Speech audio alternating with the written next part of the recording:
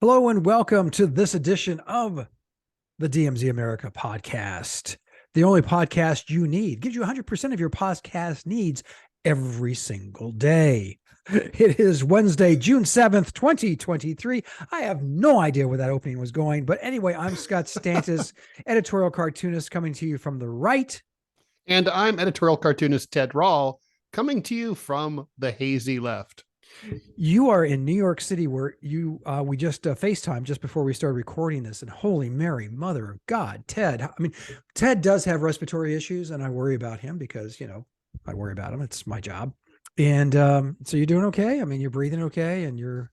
I am doing okay, but it is rough going, Scott. I mean, it is like the air is an evil, like yellowish brown, and my throat's already burning. It's been less than 24 hours since this Canadian affliction has landed on our metropolis. And right now I'm cursing the Canucks for their inability to put out their fires. Perhaps we could put out their fires with, a flamethrower drone. Woohoo! Yes, fighting fire.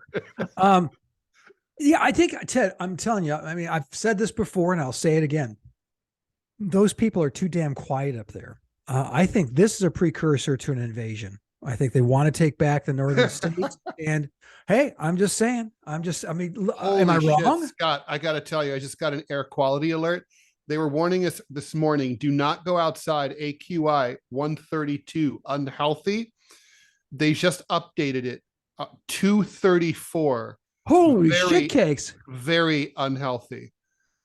So it's real bad. Yeah. So are you having any plans? You have to go. I know you have to go outside after we're done recording this. You're still going to do that? Yeah, I'm going to go outside. I'm going to wear a mask though. And of course, obviously. All right. It's going to be short and sweet. I'll only be out. Do you know what's going on? I mean, you actually, do a radio show. So do you know what the hell's going on up there? Why the fuck is it burning like that up there? And why do we have to pay the price? Fucking Canadian. It's because of NAFTA, open borders. Well, I do know what's going on up there. The wildfires are extensive over the course of thousands of square miles. They cover a vast area. If you know anything about Canadian geography, it's a big country, and so these are in the Northwest Territory, Yukon, Alberta, Saskatchewan, and British Columbia. Any one of those is a vast fucking place. Yeah, and so basically, imagine if half of the United States was burning. That's basically what's going on. The Canadians are doing the best they can. They obviously have, but the problem is they've had a drought. So because, which is the same drought that's afflicting the Western, the Rockies here in the United States. Well, they have their Rockies, right? So it's the Northern Rockies. But the Rockies drought is pretty much over. They got a crap ton of precipitation this winter. Yeah, which all ran off, right? So it doesn't really save those trees from being, those trees are still like desiccated, even though like, it's kind of like, you come back from vacation and your houseplant's died because it hasn't gotten any water, but then you like feel bad and you give it some water. Maybe it'll come back. No, it's already dead. That's exactly. And it's on fire. And it's on fire, right? So that's exactly what's happening here. And so they're doing the best they can, but it's a vast undertaking, and it's going to take some time. Well, I think I think your proposal for we should unleash the flamethrower drones. It just seems like absolutely. I'm just trying to be like as calm and rational as possible, and that just seems whenever you think of a situation. There's very few situations that just can't be pacified with the use of a flamethrower drone, I think. But this is one of those times that it could be. Well, I'm saying this is not an exception to the rule. Yes. This is like almost every problem, the solution can be flamethrower drone. Yeah, I think that's true. You're not wrong. You name the problem. Yeah, pedophile priests, flamethrower drone. Yeah. Gas prices. Yeah, to the right, judiciously applied flamethrower drone. We'll take care of that. Inflation, same thing. Yeah.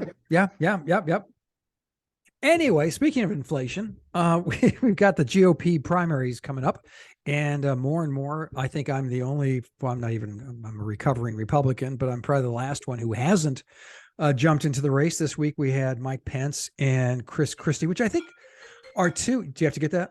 Nah. Okay. I think those are two of the most interesting candidates to jump in, frankly, in my view.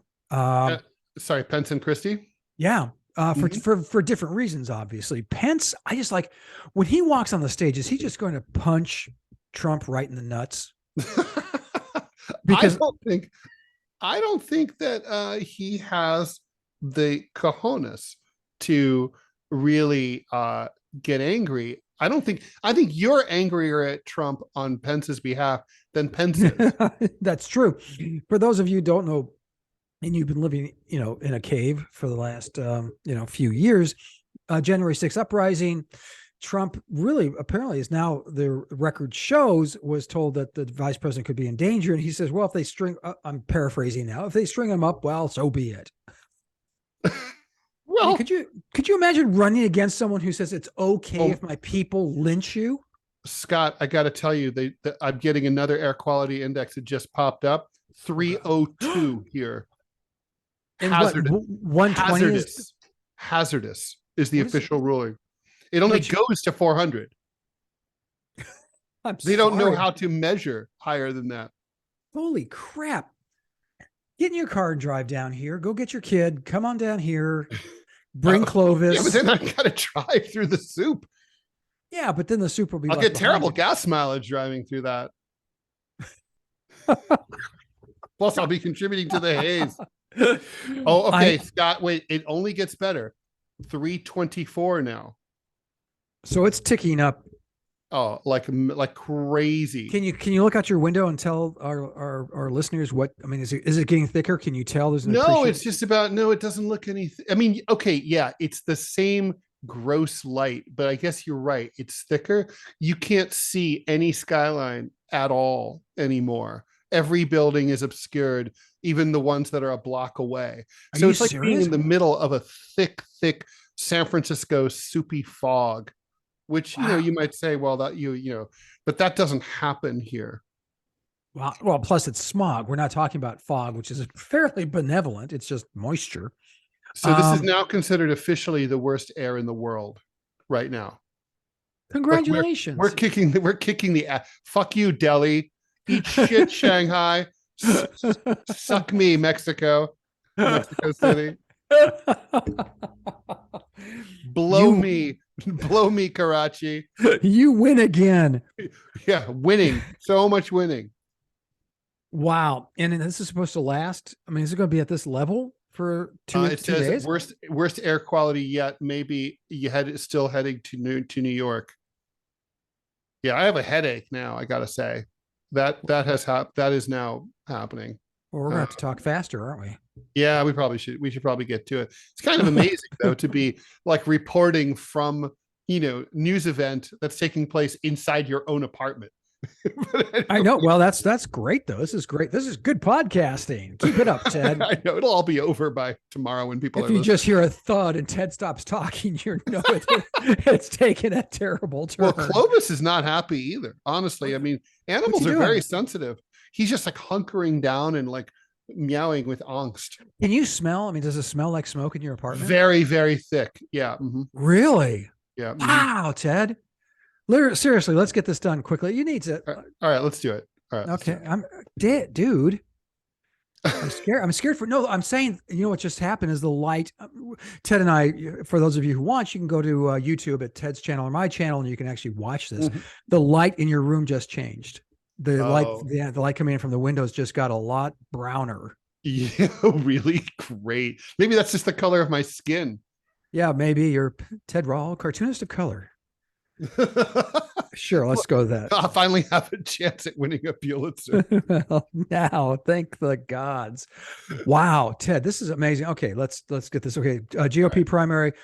Like I said, Pence now. I mean, he's literally running against a guy who said it was okay for his people to lynch you. How do you respond your first time you're on the debate stage together? What do you do? I mean, if you or me, I'd rush him. I mean, Okay, well, he's not going to do that. That's not Mike Pence's personality. Pence is basically at about 6% in the polls.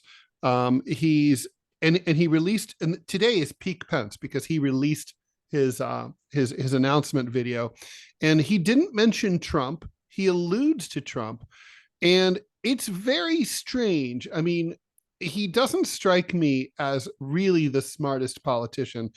Don't forget that the most probably the big profile and courage moment in Mike Pence's life was when he was considering Trump's request not to certify the electoral vote, right?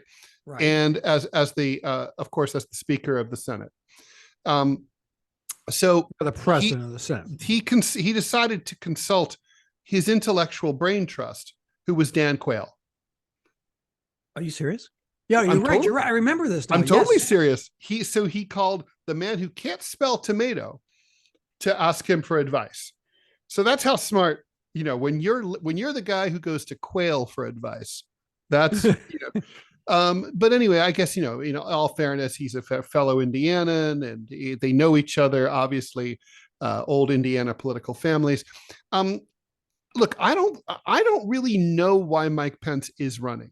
If he, the thing is, there needs to be a narrative for your campaign to have a chance of being successful. Ron DeSantis, who does have a narrative, his narrative is Trump was awesome, MAGA is great, Trump brought us this far, but he's damaged with all of his baggage and his legal problems. So I can pick up the torch and carry it forward into MAGA 2.0. I'm young, I'm energetic, and I don't have the political and other baggage and legal baggage that Trump has. That's his narrative.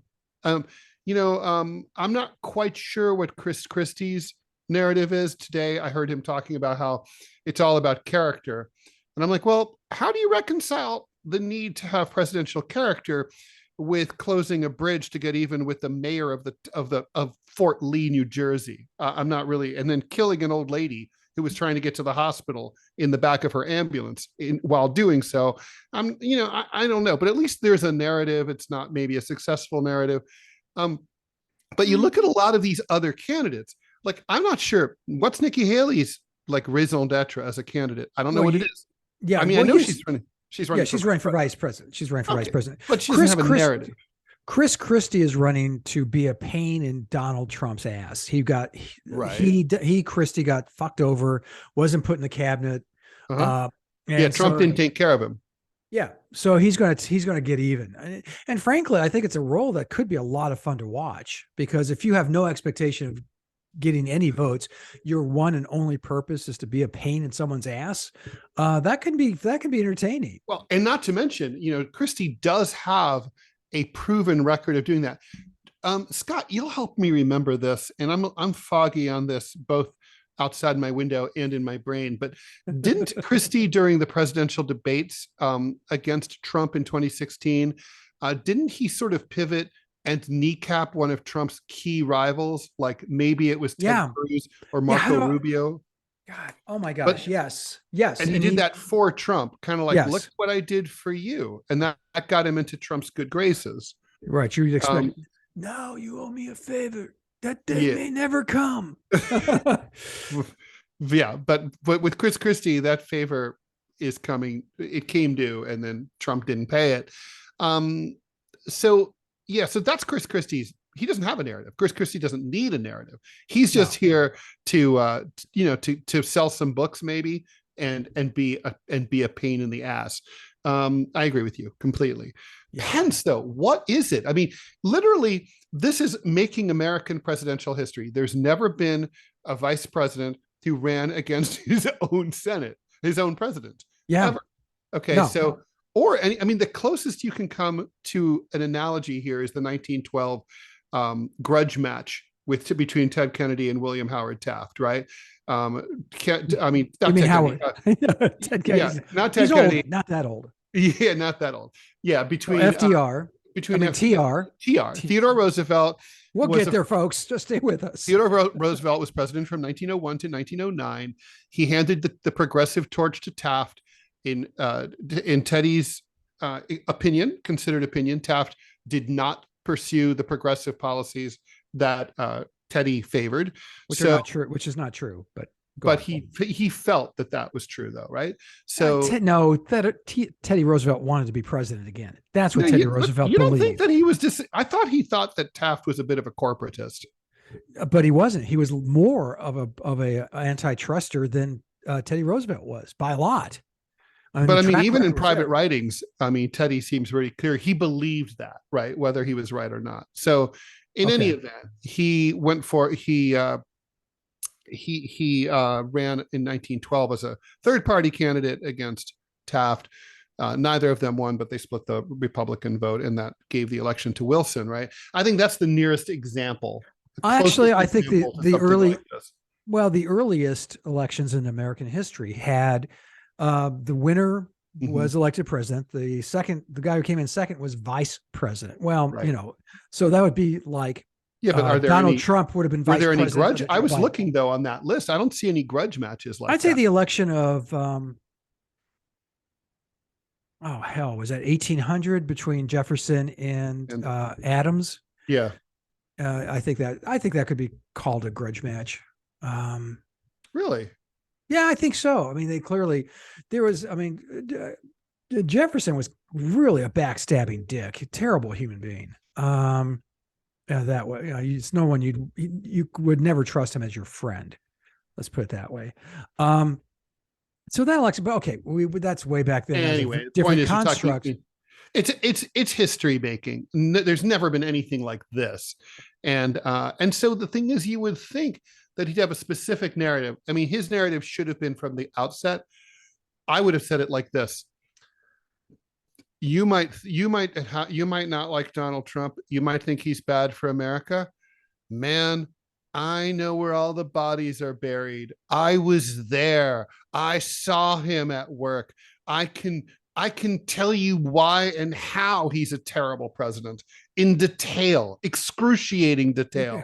And like that, I have to say, I don't know if I really want to vote for a traitor who would stab his own sitting president in the back, but it's not a sitting president, but it would, right, former president, but it's definitely interesting as shit.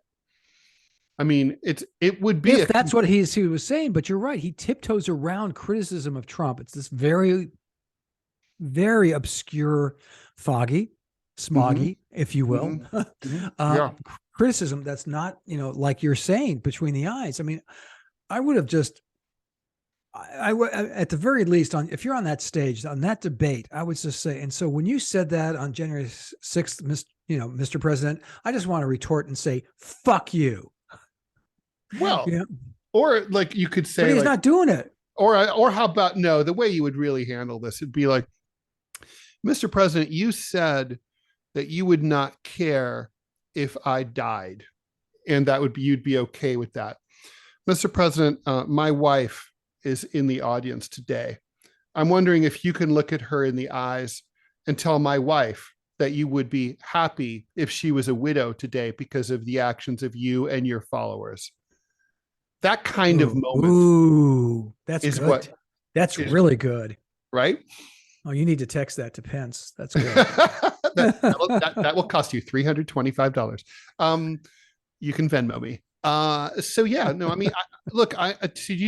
okay. So state of the race, right? So Christie I think Christie's a really fucking smart guy. He was a terrible governor, but I don't understand, but although I will say he also was a good governor when it came to working in a bipartisan fashion to help his state after Hurricane Sandy. And he was amenable and courteous and professional when dealing with President Obama at that time, which was not that long ago. And he helped bring federal aid dollars when it was desperately needed.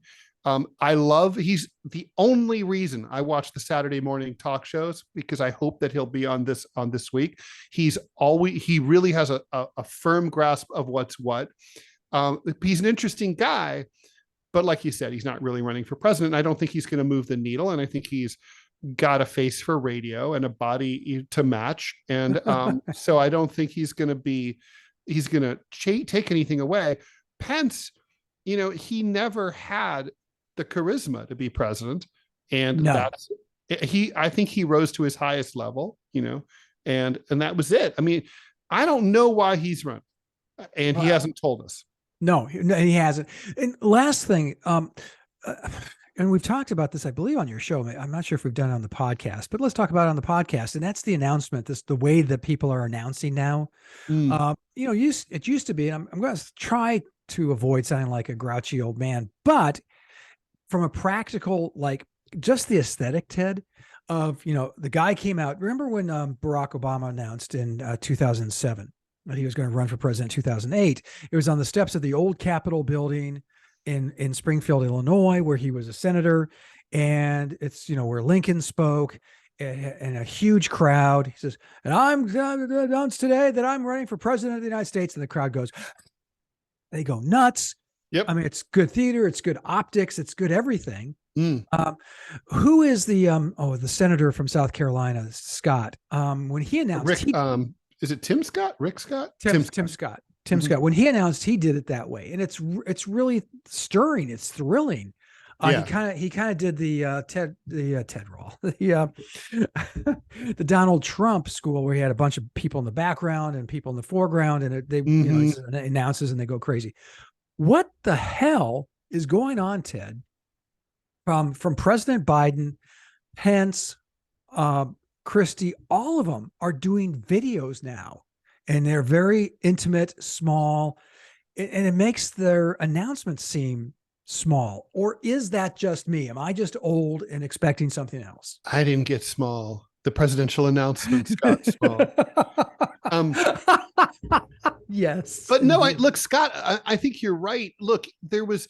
You and I both remember, in French, there's an expression, l'un n'empêche pas l'autre. One doesn't prevent the other, right?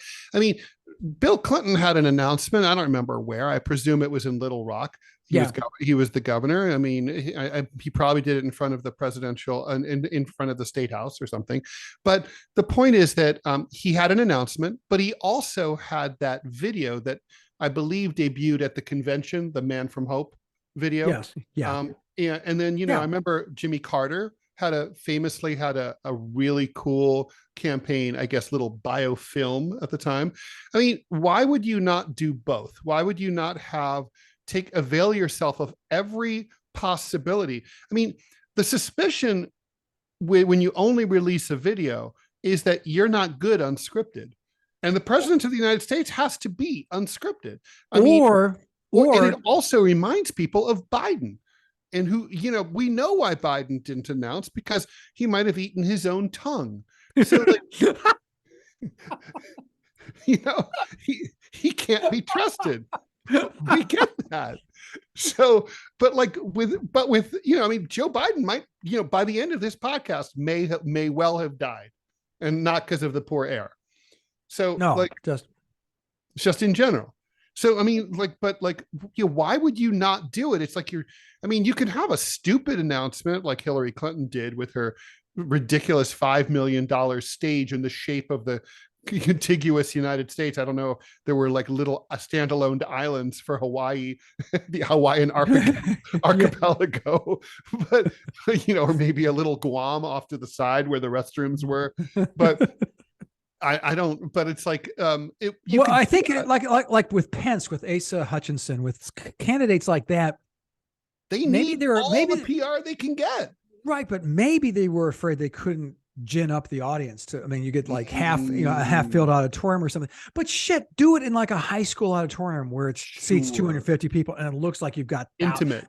You can do this. It's not hard. Especially, look, he's a famous guy in Indiana. I mean, surely he should have done, he could have done something novel, out in the middle of a wheat field or something, show at a farm, at a family farm, I'm standing up for Joe and Jane Average, whatever.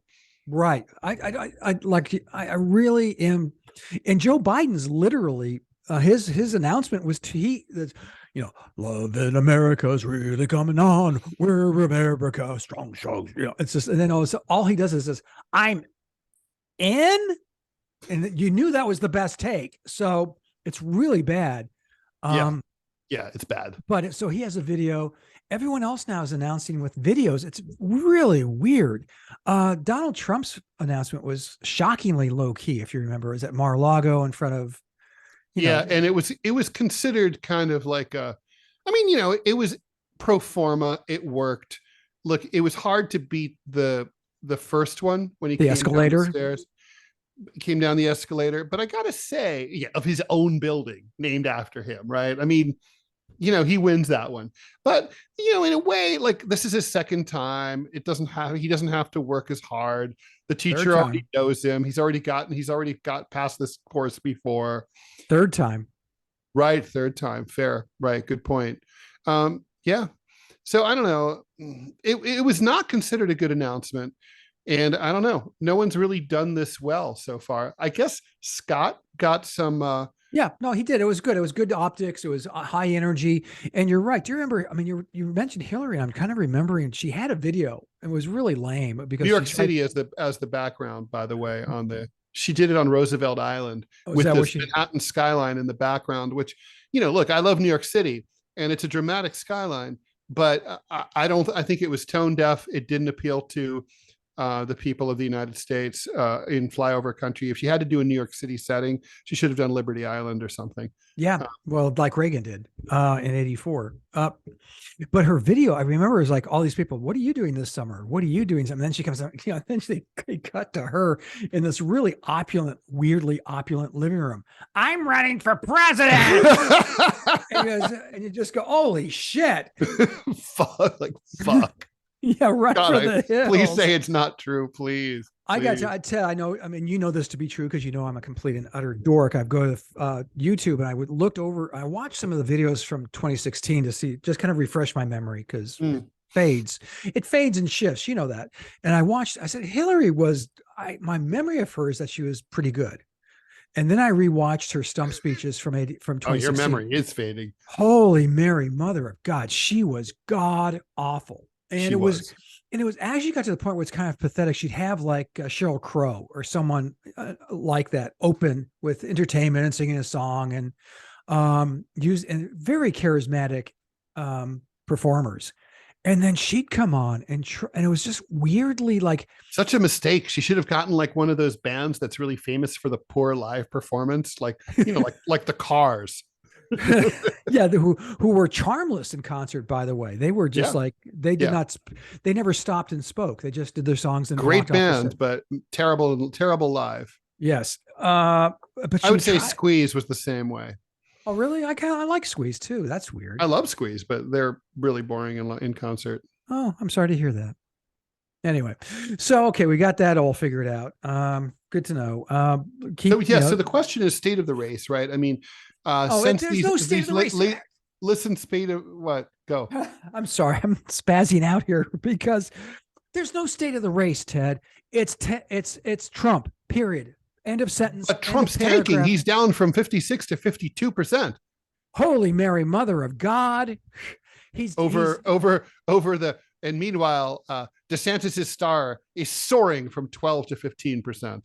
Has it gone back up? Because I mean, the charm offensive, I hope he's called a halt to that because it's just. By the way, okay, I'm just going to say it because no one else will say it. I was paying attention to Ron DeSantis, and I'm just going to say it, guys. Right. He talks like a gay guy. He sounds gay. He has like a gay voice.